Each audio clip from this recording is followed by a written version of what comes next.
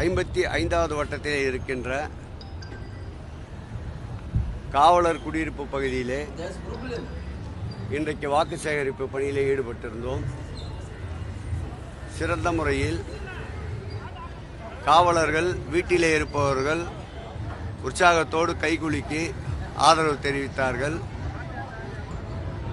பணிக்கு சென்றிருக்கின்ற காவலர்கள், அவர்கள் குடும்பத்தை சார்ந்தவர்கள் ஆதரவு தெரிவித்தார்கள்.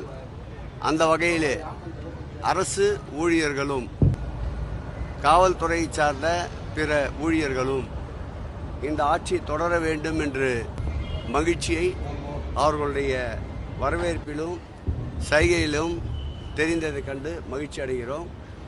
துறைமுக சட்டமன்ற தொகுதியை பொறுத்தளவில் 3வது முறையாக வேட்பாளராக நிற்கின்ற நான் இந்த மக்களுக்கு ஆற்றியிருக்கின்ற பணிகளையும், இந்த மக்களோடு இரண்டர கலந்திருக்கின்ற நிலையையும், இந்த மக்களுக்கு தொடர்ந்து ஆற்ற வேண்டிய பணிகளையும், அரசு இல்லாமல் கட்சி சார்பிலே இந்த மக்களுக்கு பயன்படுகின்ற நலத்திட்டங்கள் தொடரவும் உதயசூரியனுக்குத்தான் வாக்களிப்போம் என்ற உறுதியை வழங்கி வருகிறார்கள்.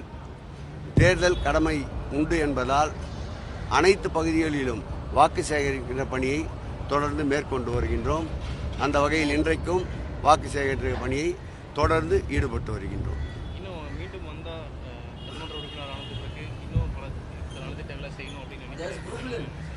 குறிப்பாக சாலையோரமாக, கால்வாய் ஓரமாக, நடைபாதையிலே வசிக்கின்ற மக்களுக்கு நிரந்தரமான அடுக்குமாடி குடியிருப்புகள் கட்டித்தருவதுதான் என்னுடைய நோக்கம். அடுத்து பலர் தினக்கூலி வேலை செய்பவர்கள் கூட தங்களுடைய முழு வருமானத்தை கல்விக்காக தனியார் பள்ளியிலே செலவிடுகின்ற சூழல். அதற்காக மாநகராட்சி பள்ளிகளை நான் சட்டமன்ற உறுப்பினர் தொகுதியில் 3 பள்ளிகளை முழுவதுமாக இடித்து புதிதாக